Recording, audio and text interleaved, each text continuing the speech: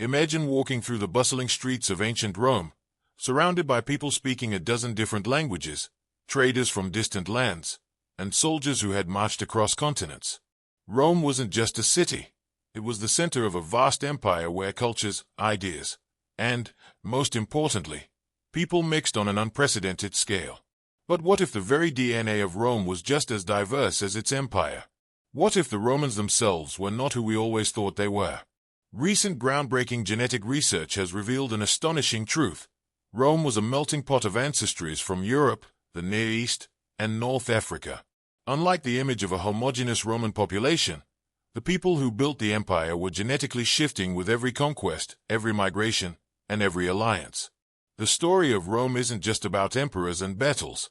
It's about the very people who lived, worked, and fought under its banner, their origins stretching far beyond the Italian peninsula. Long before Rome became an empire, even before the Republic was founded, its earliest settlers were already part of a larger genetic story. Over 10,000 years ago, Italy was home to Mesolithic hunter-gatherers, closely related to their European counterparts. But everything changed with the arrival of Neolithic farmers from Anatolia and the Near East, who brought not only agriculture but a completely new genetic makeup. Unlike other parts of Europe, Italy's early populations carried an additional trace of Iranian and Caucasus ancestry, making them distinct from the rest of the continent. Fast forward to the Bronze Age, and a new, powerful wave of migration reshaped the genetic landscape of central Italy.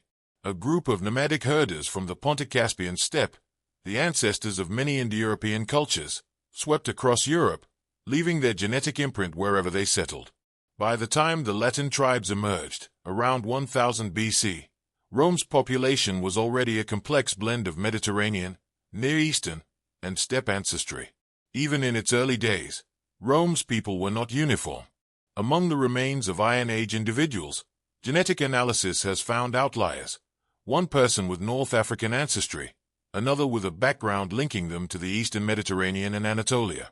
These findings reveal that even before Rome expanded beyond the Italian peninsula, it was already absorbing diverse genetic influences. As Rome grew into a republic and then into a sprawling empire, the genetic transformation accelerated.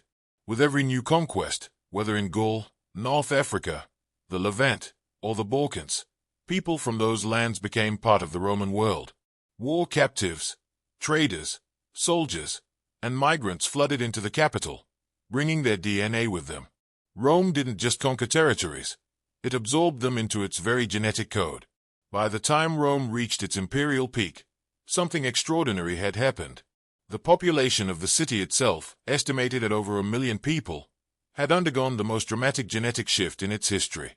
Instead of being primarily Western European, the majority of Romans during the height of the empire had ancestry rooted in the Eastern Mediterranean, the Near East, and North Africa. DNA from Greece, Anatolia, Syria, and Lebanon became dominant, while pure Western European ancestry dropped to just 4%. How did this happen? The answer lies in Rome's role as the heart of a massive interconnected world. The empire's roads stretched for thousands of miles, linking remote provinces to the capital. Egyptian grain ships kept the population fed, traders from the Silk Road passed through its markets, and military campaigns brought in waves of slaves and settlers from all over. The result? A city unlike any other in the ancient world, a place where ethnic backgrounds blurred into one great, diverse population. But Rome's genetic story didn't end there. As the empire declined in the 5th century AD, new waves of migration changed the city once again. Germanic tribes, Visigoths, Vandals, and Lombards, swept into Italy, introducing a fresh influx of Central and Northern European DNA. The genetic influence of the Near East began to fade, replaced by the descendants of these new arrivals. The Romans of the Middle Ages looked very different from those of Julius Caesar's time. Yet, despite the fall of the empire, Rome's genetic legacy lived on. Traces of ancient Roman DNA can still be found in modern Italians, Greeks, Spanish, and even Lebanese populations. While the empire itself vanished, its people had already left an irreversible mark on the genetic map of Europe and the Mediterranean. So the next time you think of the Romans, picture not just Italians in togas, but a true global population, a mix of Anatolian farmers, steppe warriors, Greek philosophers, North African traders, and Near Eastern merchants. Rome wasn't just a political empire, it was a genetic empire, one whose influence can still be found in the DNA of millions today. Imagine standing in the heart of ancient Rome, surrounded by people from every corner of the empire, traders from the Levant, scholars from Greece, soldiers from Germania, and freedmen from North Africa. The city was a living, breathing mosaic of cultures. But just how deep did this diversity go? Did Rome's genetic makeup truly reflect its vast empire? Or was it still rooted in its early Italian origins? The latest genetic studies have answered this question in ways no historian could have imagined. Rome wasn't just a political superpower. It was a biological melting pot, shaped by thousands of years of migration, conquest, and cultural exchange. By looking at ancient DNA from 127 individuals spanning over 12,000 years, researchers have mapped out the genetic evolution of the Roman people. What they found challenges everything we thought we knew. Long before Rome became an empire, before its legendary kings, and even before the rise of the Latin tribes, the genetic foundation of Italy was already shifting. The first Romans weren't Romans at all, but descendants of early European hunter-gatherers. These early settlers, who lived around 10,000 BCE, had genetic ties to Western European populations, but their world was about to change forever. With the arrival of Neolithic farmers from Anatolia, around 7,000 BCE, the genetic structure of Italy underwent its first major transformation. These early farmers brought agriculture, new technologies, and a distinct genetic signature that would shape Italy's population for millennia. But unlike the rest of Europe, Italy's early inhabitants also carried an unexpected genetic trace, ancestry from the Iranian Plateau and the Caucasus. This extra layer of diversity made Italy unique from the very beginning. The next wave of transformation came during the Bronze Age, between 2900 and 900 BCE. This was the era of migrations, when Indo-European steppe populations moved across Europe, bringing new languages, customs, and, most importantly, their genes. These steppe-derived peoples merged with Italy's existing populations, giving rise to the ancestors of the Latins, Etruscans, and other early Italic tribes. By the time Rome was founded in 753 BCE, the city's earliest inhabitants were already a mix of local Italian, Anatolian, and steppe ancestry. But Rome's genetic story didn't stop with its founding. It was only beginning. As the Republic expanded, so did its people. Wars with Carthage, Greece, and Gaul brought captives and settlers into Italy, while Rome's growing economy attracted merchants from the eastern Mediterranean. By the late Republican period, 200 to 27 BCE, Rome's population had become more diverse than ever before. And then came the biggest shift of all, the imperial period. When Rome became the center of a vast empire stretching from Britain to Egypt, its people reflected that reach. Genetic analysis of 48 individuals from the height of the empire shows a striking pattern. Instead of being mostly Western European, the majority of imperial Romans had ancestry rooted in the eastern Mediterranean, the Near East, and North Africa. At the peak of the empire, only 4% of the population in Rome had purely Western European ancestry. The rest, a genetic fusion of Greek, Anatolian, Syrian, Egyptian, and Levantine influences. This wasn't just a gradual change, it was a dramatic transformation, reshaping Rome into the most cosmopolitan city of its time. How did this happen? The answer lies in Rome's economy, military, and social structure. The empire's road networks, shipping routes, and extensive trade connections meant that millions of people moved across the Mediterranean every year. Soldiers stationed in far-off provinces settled down and had families. Enslaved people from conquered lands were brought to Rome and later freed, becoming citizens. Merchants and craftsmen from distant regions set up businesses in the city, passing their genes to future generations. Even the city's elite reflected this diversity. Emperors like Septimius Severus had North African ancestry, while others were of Greek or Syrian descent. Rome was not just an Italian empire. It was an empire of many peoples, many cultures, and many genes. But just as Rome's genetics changed with its rise, they changed again with its fall. As the Western Empire crumbled in the 5th century CE, new groups entered Italy, Visigoths, Vandals, and later the Lombards. This brought a fresh wave of Central and Northern European ancestry, shifting Rome's genetic makeup once more. By the medieval period, Rome had changed yet again. The city, now part of the Holy Roman Empire and later the Papal States, became more connected to the rest of Europe than to the Eastern Mediterranean. The genetic influence of the Near East faded, replaced by the DNA of Franks, Normans, and other European peoples. The Romans of the Middle Ages were genetically different from the Romans of the Empire, proving that genetics, like history, is always evolving. But Rome's genetic legacy didn't disappear. Traces of its ancient DNA can still be found in populations across the Mediterranean today, especially in Italy, Greece, Lebanon, and Spain. The genes of the empire still live on, hidden in modern DNA. So, was there ever such a thing as a pure Roman? The answer is clear. Rome was never about a single ethnicity. It was always a fusion of peoples, a genetic crossroads of Europe, Africa, and Asia. The real secret of Roman genetics is not in purity, but in diversity, the very thing that made Rome great. Imagine walking through the bustling streets of ancient Rome at its peak. Every face you see, every conversation you overhear, every merchant shouting their prices, it's a mix of languages, cultures, and traditions from all over the known world. But beneath the surface, hidden within their very DNA, lies a story far older than the empire itself. The genetic history of Rome is unlike that of any other civilization. It wasn't built by a single group of people but by centuries of migration, conquest, and integration. And one of the most fascinating aspects of this genetic puzzle is how Rome's unique position at the crossroads of Europe, Africa, and Asia shaped its people on a biological level. Long before Rome became a global power, its genetic foundation was already being set in motion. The earliest inhabitants of Italy, dating back more than 10,000 years, were closely related to Western European hunter-gatherers, similar to populations found in Spain and France. But this was just the beginning of an ongoing transformation. By 1700 BCE, the introduction of farming from the Near East and Anatolia brought not only new crops and domesticated animals but also entirely new genetic lineages. These early farmers, who originally migrated from what is now Turkey, Iran, and the Caucasus, left a lasting impact on Italy's population. Unlike other European regions, which primarily descended from northwestern Anatolian farmers, Italy had a deeper genetic link to the Middle East. This genetic shift continued through the Bronze Age, 2900 to 900 BCE, when another wave of migration changed Italy forever.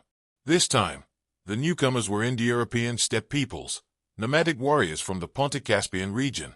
They didn't just introduce new technologies and social structures, they brought their genes, too.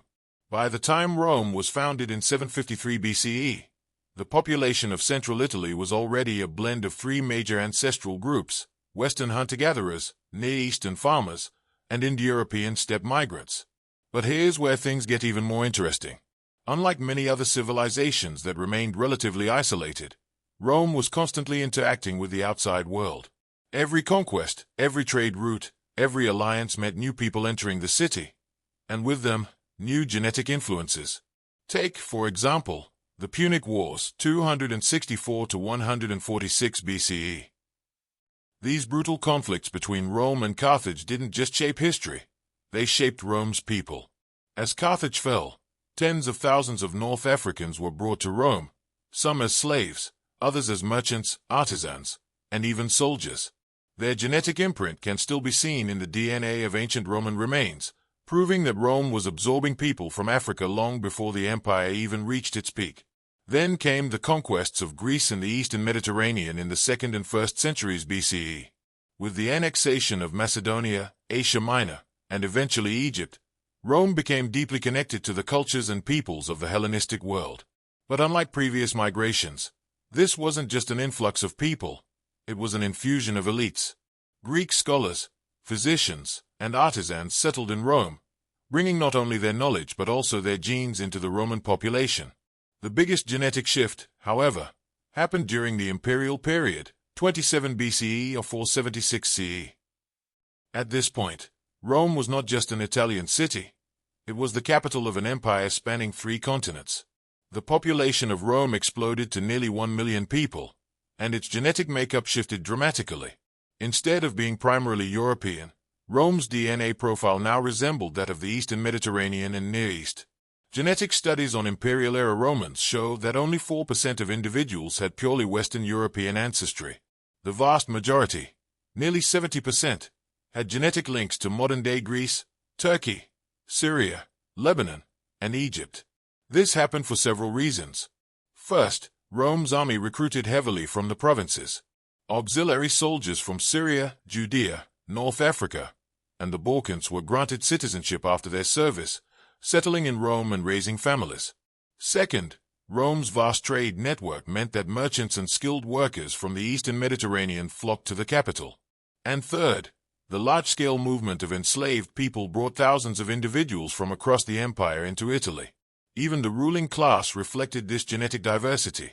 Some of Rome's most powerful emperors, such as Septimius Severus, who had North African ancestry, and Elagabalus, who was of Syrian descent, were living proof that Rome was no longer an Italian city, but a truly international one. But Rome's genetic transformation didn't stop there. After the fall of the Western Empire in 476 CE, new waves of migration once again reshaped the population. The Visigoths, Ostrogoths, Vandals, and later the Lombards brought a fresh infusion of Germanic and Central European DNA into Italy. This marked another shift in Rome's genetic history, bringing it closer to modern-day Italians. By the medieval period, the city had changed yet again. It was no longer a bustling cosmopolitan center filled with Near Eastern influences. Instead, its population was more aligned with Central and Northern European ancestry, reflecting Rome's new ties to the Holy Roman Empire and the Papal States. But even though Rome's genetics changed over time, its legacy still lives on. Today, traces of ancient Roman DNA can be found across the Mediterranean, from Spain to Lebanon, from North Africa to the Balkans. The empire may have fallen, but its genetic footprint remains. So, was there ever a singular Roman ethnicity? The answer is no. And that's exactly what made Rome so powerful. It wasn't defined by bloodlines, but by its ability to bring people together. The true strength of Rome wasn't in its military or its architecture. It was in its people, a genetic mosaic of Europe, Africa, and Asia, all coming together to create one of the greatest civilizations in history. Imagine standing in the heart of ancient Rome, watching traders unload goods from every corner of the empire, spices from India, silk from China, grain from Egypt. But what if, along with these goods, something far more profound was arriving in the city? What if every ship, every caravan, and every military campaign wasn't just bringing wealth, but also people, new faces, new bloodlines, and a genetic transformation unlike anything seen before? One of the most fascinating aspects of Rome wasn't just its conquests or engineering marvels. It was its ability to absorb and integrate people from vastly different backgrounds. Rome wasn't built by Italians alone. It was built by a mosaic of cultures, each contributing their own genetic imprint to the empire's DNA. At the peak of the empire, Rome's military machine stretched from Britain to the Middle East, from North Africa to the Germanic frontiers. Each new territory brought not only resources but also migrants, soldiers, and enslaved populations who would eventually settle within the city itself. This influx wasn't random. It was carefully structured through citizenship policies, military recruitment, and economic opportunities. Take the Roman military, for example. Unlike many ancient armies that kept their forces strictly national, Rome actively recruited soldiers from conquered lands. The auxiliary forces, composed of non-citizens, made up nearly half of Rome's total military strength at certain points. These soldiers came from Gaul, Iberia, Thrace, North Africa, the Middle East, and beyond. After years of service, they were granted Roman citizenship, not just for themselves but for their entire families. This meant that entire generations of future Romans were being born from North African, Middle Eastern, and European recruits. But military service was just one factor. Another major driver of Rome's genetic diversity was slavery. While the word carries modern connotations of race-based oppression, Roman slavery functioned differently. It wasn't based on ethnicity. Anyone, from any part of the empire, could become enslaved, whether as a prisoner of war, a criminal, or someone sold into servitude due to debt. This meant that enslaved individuals in Rome came from as far west as Britain, as far east as Persia, as far south as Sudan, and as far north as Germania. And while many remained in servitude for life, freed slaves could become Roman citizens, passing their newly granted status and their genetics onto their children. By the imperial period, this pattern had completely reshaped the population of Rome. The city was no longer just an Italian capital. It was a global melting pot, with genetic ties to every corner of the empire. DNA evidence from Roman cemeteries confirms that by the 1st century CE, many individuals in Rome had ancestry linking them to Greece, Anatolia, the Levant, and North Africa, rather than just Italy. But migration wasn't just a one-way street. Just as people were moving into Rome, others were moving out, settling in distant provinces, bringing Roman traditions, language, and, of course, their DNA with them. Cities like Londinium, London, Lutetia, Paris, and Carthago Nova, Cartagena, Spain, became home to Roman settlers, officials, and merchants. These Romans intermarried with local populations, spreading Roman genetic influence far beyond the city itself. Perhaps the most overlooked aspect of Rome's genetic transformation was the voluntary migration of skilled workers. The empire's economy was driven by artisans, traders, and professionals who moved freely across borders. Greek doctors, Egyptian scribes, Syrian merchants, and Jewish financiers all made their way to Rome, drawn by the city's wealth and opportunities. Unlike military recruits or enslaved individuals, these migrants often arrived by choice, settling in Rome and passing on their distinct genetic heritage to future generations. This influx of people changed more than just genetics. It shaped Roman culture, language, and even religion. Eastern influences became so embedded in Roman life that by the 3rd century CE, foreign gods like Isis from Egypt, Mithras from Persia, and Cybele from Anatolia had temples standing alongside those of Jupiter and Mars. But then, everything changed. As the empire weakened in the 5th century CE, the migration patterns that had once fueled Rome's growth now became part of its unraveling. The same roads that had once brought merchants and scholars were now used by invading Goths, Vandals, and Huns. As Rome's political power crumbled, its population shrank dramatically. The once thriving, diverse metropolis of 1 million people dwindled to less than 100,000. The genetic legacy of Rome, however, didn't disappear. Even after the Western Roman Empire fell, the people of the former empire still carried its DNA in their bloodlines. The genetic markers of ancient Rome can still be found across Europe, the Mediterranean, and North Africa, a silent but enduring testament to the city's incredible history of migration, integration, and transformation. Imagine walking through the bustling streets of ancient Rome, where merchants from Africa, artisans from Greece, and soldiers from Gaul all brushed shoulders in the shadow of the Colosseum. But beneath this cultural diversity lay something even more fascinating, a hidden genetic blueprint that shaped the empire's population in ways few could have imagined. The question is, how exactly did Rome's genetic diversity evolve across different periods of its history? In its earliest days, Rome was little more than a small Latin settlement, founded by a mix of Italic tribes. But as the city expanded, its genetic identity began to shift. The first major transformation came with the Neolithic Revolution, when early farmers from Anatolia and the Near East migrated into Italy. These settlers not only brought wheat, barley, and livestock but also their genes, blending with local hunter-gatherers to form the genetic foundation of the future Romans. The Bronze Age marked another turning point. By this time, new groups, linked to steppe pastoralists from the Pontic-Caspian region, had begun migrating into Italy. These groups, carrying Yemnare ancestry, spread across Europe, leaving genetic traces that would later define much of Rome's population. By 900 BCE, Central Italians had already started to resemble the modern Mediterranean genetic profile, but the true transformation was yet to come. The expansion of Rome during the Republican era, 509 to 27 BCE, saw the city absorb people from across the Italian peninsula. Rome didn't conquer and destroy. It conquered and integrated. The defeated Etruscans, Samnites, and Greek colonies of southern Italy all became part of Rome's fabric, contributing their own genetic heritage. The famous Social War, 91 to 88 BCE, fought over the rights of non-Roman Italians, ended with full Roman citizenship being extended to all of Italy. This meant that for the first time, Rome's genetic pool was no longer just Latin, it was truly Italian. But then came the imperial period, 27 BCE, 476 CE, and everything changed. Rome became an empire not just in territory but in demographics. Military conquest, trade, and migration brought in waves of new people from across the Mediterranean and beyond.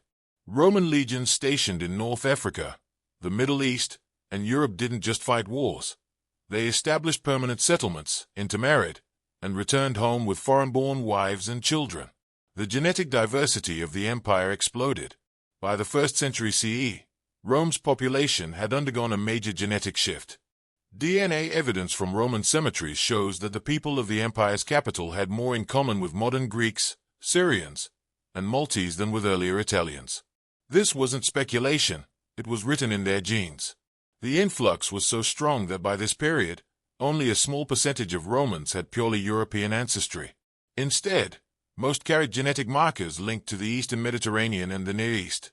But how did this happen so quickly?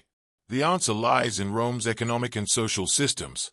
The empire was a superhighway of human movement, connecting Europe, Africa, and Asia in ways never seen before. Rome's roads, ports, and trade networks made it possible for merchants, diplomats, and laborers to move across vast distances. The city became home to Greek scholars, Egyptian priests, Syrian traders, and Nubian soldiers, all bringing their genes into the Roman bloodline. Yet, despite this incredible diversity, Rome still functioned as a unified empire. How? Because in Rome, being Roman wasn't about blood. It was about culture, citizenship, and allegiance to the empire. A freed slave from Carthage could become as Roman as a patrician born in the city itself. But as history has shown, great empires don't last forever. By the time of late antiquity, 3rd to 5th century CE, Rome's genetic identity was shifting once again. The empire's population declined due to plagues, wars, and economic collapse.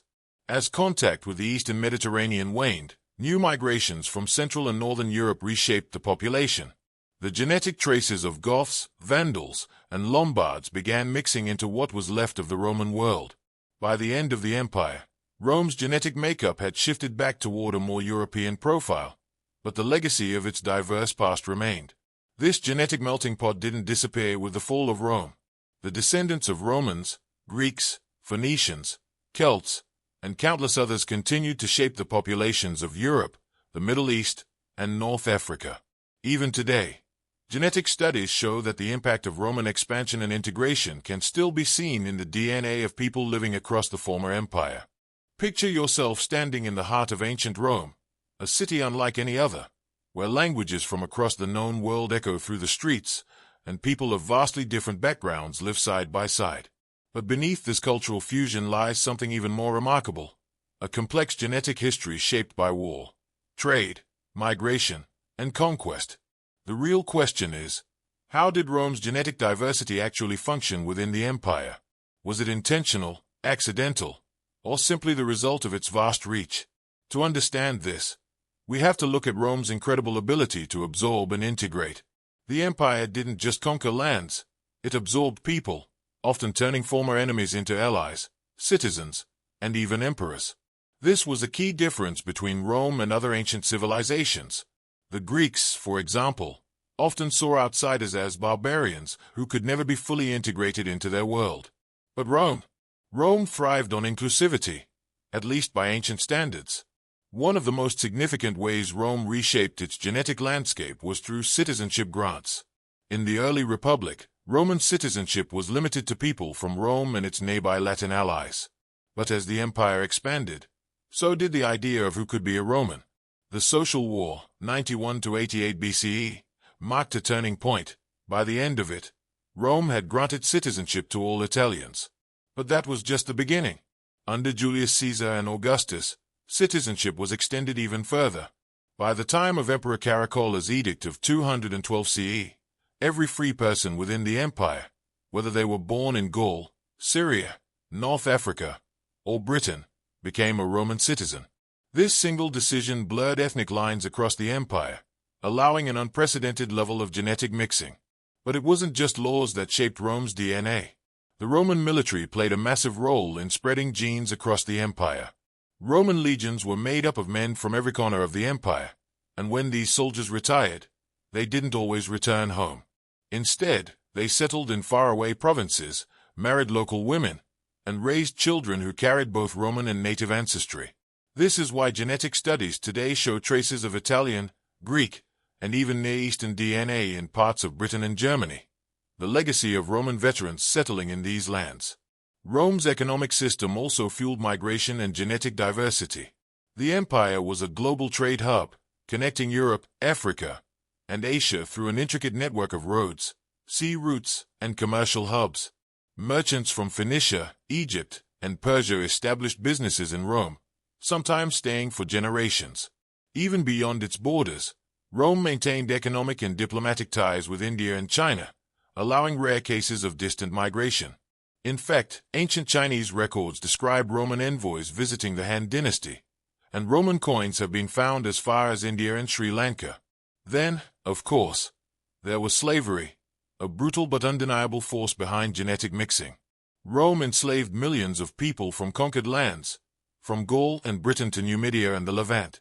These enslaved people weren't just workers, they were also integrated into Roman households, sometimes granted freedom, and their children often became fully Roman citizens.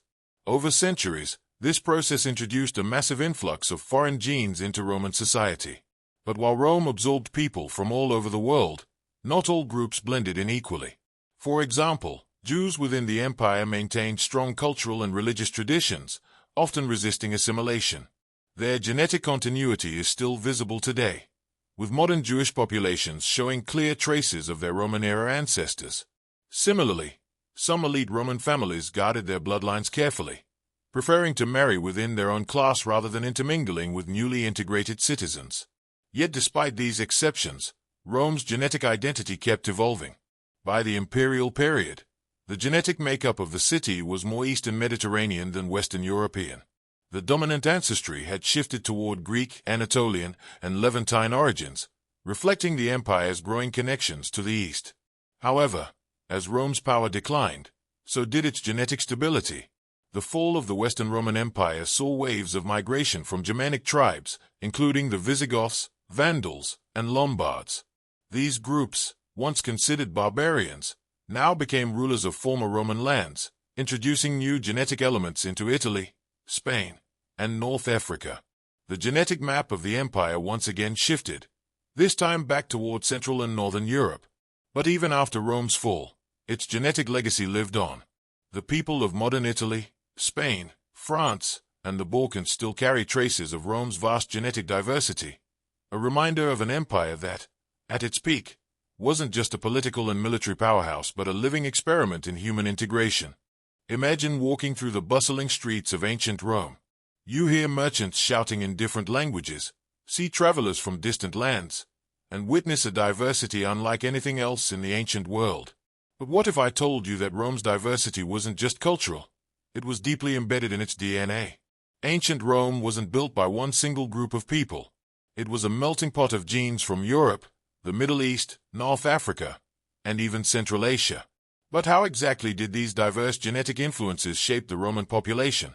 Was there a dominant genetic identity? Or did Rome keep evolving through the centuries? To find out, let's go back to the very roots of Rome. The earliest Romans were primarily Italic tribes, related to other European populations. However, as early as the Iron Age, Rome was already seeing a mix of genetics from the Mediterranean world. This was due to its strategic location. Italy was positioned between Europe, Africa, and Asia, making it a hotspot for migration and trade. But the real genetic transformation of Rome began when it started expanding.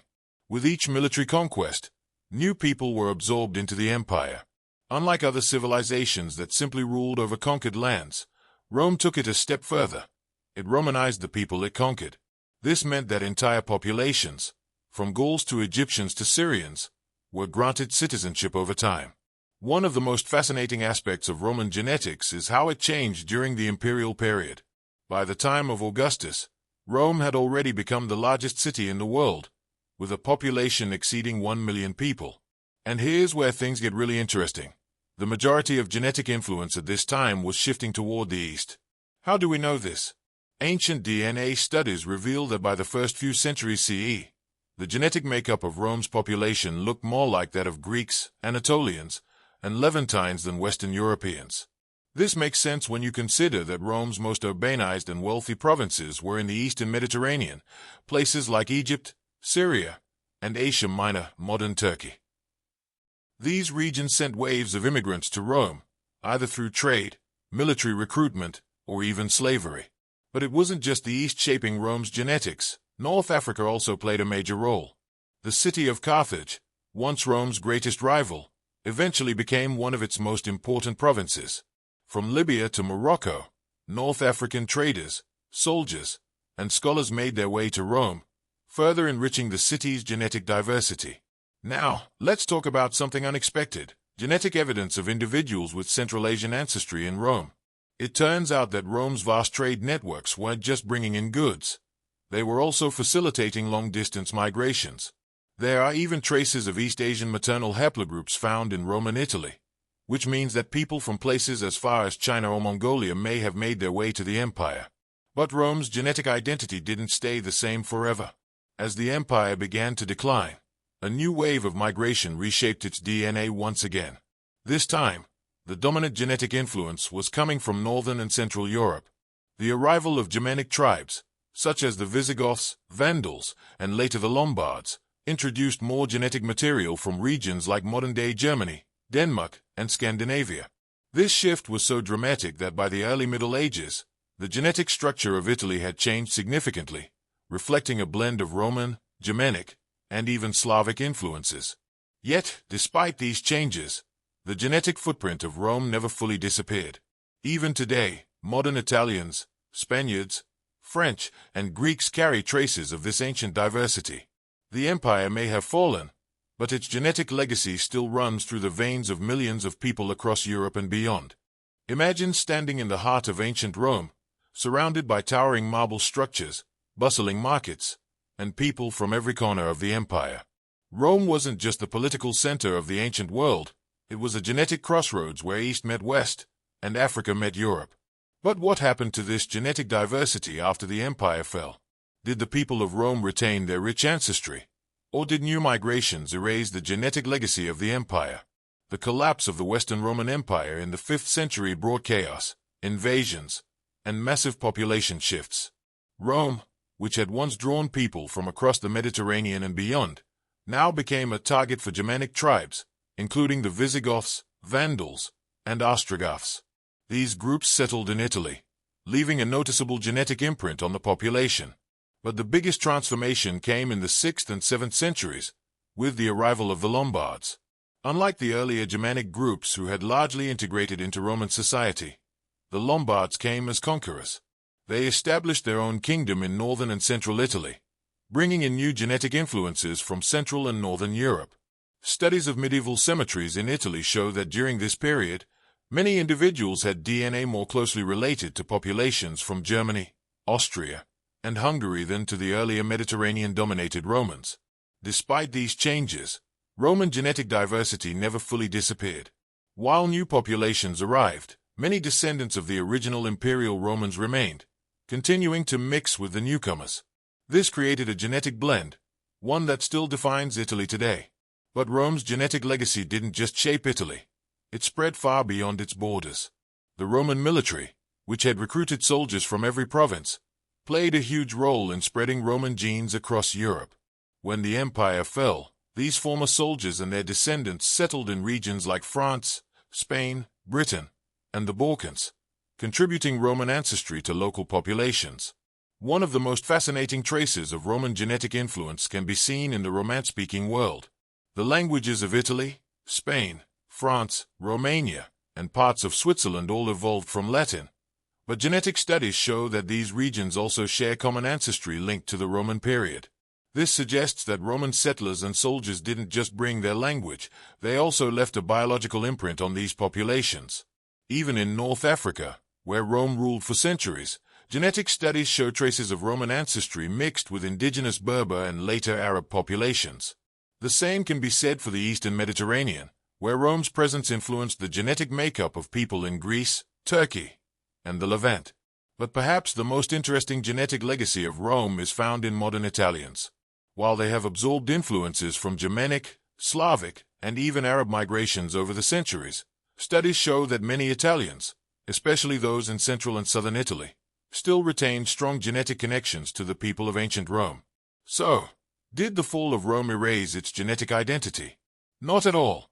While new migrations altered the balance, the DNA of the Roman Empire still flows through millions of people across Europe, North Africa, and the Mediterranean.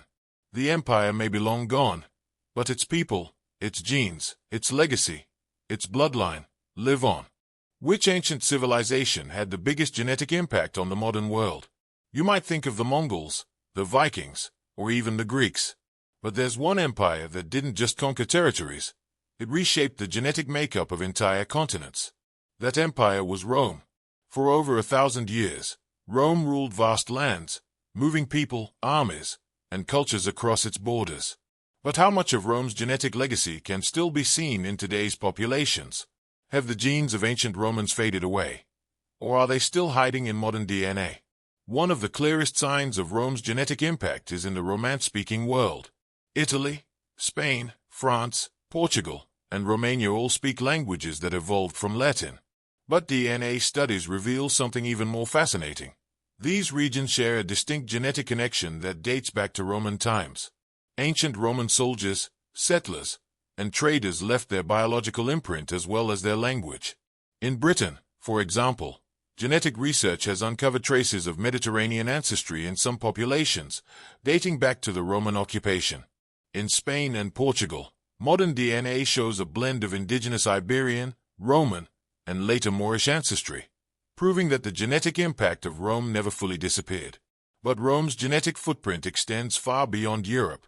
In North Africa, regions that were once part of the Roman Empire, including modern-day Tunisia, Algeria, and Libya, still show traces of Roman ancestry mixed with indigenous Berber populations. Ancient DNA from Roman-period cemeteries in North Africa confirms that people with European and Near Eastern ancestry lived and mixed in these regions, likely as soldiers, merchants, or administrators. The Eastern Mediterranean also holds strong genetic evidence of Rome's influence. From Greece to Turkey to the Levant, Roman-era skeletons reveal a genetic blend of European, Anatolian, and Near Eastern ancestry, reflecting the massive movement of people under Roman rule. But here's the real question. Does the DNA of ancient Romans still exist in Italy today? The answer is yes, but with a twist. After the fall of the empire, Italy saw migrations from Germanic tribes, Byzantines, Arabs, and Normans. These waves of newcomers reshaped the genetic profile of the Italian peninsula. However, studies show that modern Italians, especially in central and southern regions, still share a strong genetic link to their Roman ancestors. So, did the Roman Empire leave a lasting genetic impact? Absolutely. From Europe to North Africa to the Eastern Mediterranean, the genes of Rome's people are still present in millions of people today. The empire may have fallen, but its legacy, written in DNA, lives on. Rome was not just a city of grand architecture and powerful emperors, it was a melting pot of cultures, traditions, and most importantly, genes. But have you ever wondered how deeply Rome's genetic makeup was shaped by its military conquests and massive trade networks? The answer is far more fascinating than you might expect. The Roman legions didn't just conquer territories, they absorbed people. Soldiers recruited from across the empire often settled in Rome after their service, bringing along their unique genetic footprints. Ancient DNA analysis has revealed that by the height of the imperial period, Rome's genetic landscape had drastically shifted, incorporating influences from Greece, Anatolia, the Levant, and even North Africa. This wasn't a slow process. It happened rapidly, fueled by war, slavery, and economic migration. One of the most intriguing discoveries is the sheer scale of Eastern genetic influence during the imperial era. Despite Rome's expansion deep into Western Europe, its genetic pool was primarily shaped by regions in the East, places like Syria, Lebanon, and Anatolia. This tells us something crucial. Rome's power wasn't just in its military. It was in its ability to integrate and assimilate diverse peoples into a shared identity. But here's where it gets even more surprising. Despite this massive genetic mixing, Romans still saw themselves as distinct from barbarians beyond their borders. The genetic evidence suggests that while the empire embraced diversity within its own framework, it maintained a rigid distinction between citizens and outsiders. This shaped not just its politics but the very foundations of Roman society. With each new conquest, the empire's DNA evolved. But as Rome declined, so did its genetic openness. As the Western Roman Empire crumbled, New genetic influences from Germanic tribes, Visigoths, and later, the Lombards entered the picture, shifting Rome's DNA profile once again. The genetic map of Rome was a living history book, each era leaving its mark on the next. Imagine standing in the heart of ancient Rome, surrounded by people from every corner of the empire, merchants from Carthage, scholars from Alexandria, soldiers from Gaul, and traders from Persia. Rome wasn't just an empire of stone, it was an empire of genes, constantly evolving with each new conquest and migration. But how exactly did this diversity shape the genetic fabric of Rome? Recent studies have revealed a genetic revolution within the Roman population during the imperial period. The early Romans, mostly of Italic and Etruscan descent, had a genetic profile similar to other Mediterranean civilizations. But as Rome expanded, this changed dramatically. By the peak of the empire, Rome's genetic diversity had more in common with the Eastern Mediterranean and Near East than with its European neighbors. This shift was not random. The empire's structure itself fueled massive genetic change. Rome's advanced trade networks connected Egyptian grain merchants, Greek philosophers, and Phoenician sailors to the very heart of the city. The massive slave trade brought people from North Africa, Gaul, Britannia, and even beyond the empire's borders, reshaping the city's genetic identity. One of the most fascinating findings is how this genetic transformation did not erase Rome's identity but instead reinforced it. Unlike other civilizations that resisted foreign influence, Rome absorbed new cultures without losing its core Roman essence. This ability to evolve while maintaining unity was one of the secrets to Rome's longevity. However, as the empire declined, so did its genetic influx. The fall of Rome saw new migrations from Germanic tribes, Visigoths, and later, the Lombards, shifting the genetic profile once again. Rome, once a global hub of diversity, began to reflect the changing political landscape of medieval Europe. Rome was not just a city, it was an idea, an empire that stretched across 3 continents. But while its political power was built on military conquest and governance, its genetic evolution was driven by something even more fascinating: the constant movement of people across its vast territory. What did this mean for the DNA of the Romans? And how did these migrations shape the people of the empire? One of the most intriguing aspects of Rome's genetic history is how seamlessly different populations integrated. Unlike other civilizations that kept outsiders at a distance, Rome had a unique ability to absorb and Romanize foreign groups. Conquered peoples, from Gauls to Greeks, were granted citizenship, served in the military, and intermarried with local Romans, creating a genetic melting pot unlike anything seen before. But it wasn't just war and conquest that shaped Rome's DNA. Trade played a massive role. The bustling markets of Rome were filled with merchants from Carthage, Egypt, the Levant, and even India, bringing not only goods but also new bloodlines into the empire. Maritime routes connected the empire's farthest edges, ensuring that genes from the Sahara to the British Isles found their way into the Roman heartland. Slavery also had a profound impact. Millions of enslaved people from across Europe, Africa, and Asia were brought into the empire, either through war or trade. While many remained in servitude, a significant number were freed, integrated into society, and even became Roman citizens. Their children carried the genetic legacies of diverse homelands, further enriching the Roman gene pool. But as the empire weakened, so did its genetic diversity. The collapse of centralized power meant that migration patterns shifted. Germanic tribes, Huns, and later, the Lombards, introduced new genetic influences, transforming Rome's population once again. This endless cycle of migration, integration, and transformation is what made Rome's genetic identity so dynamic, resilient, and ultimately unique in human history.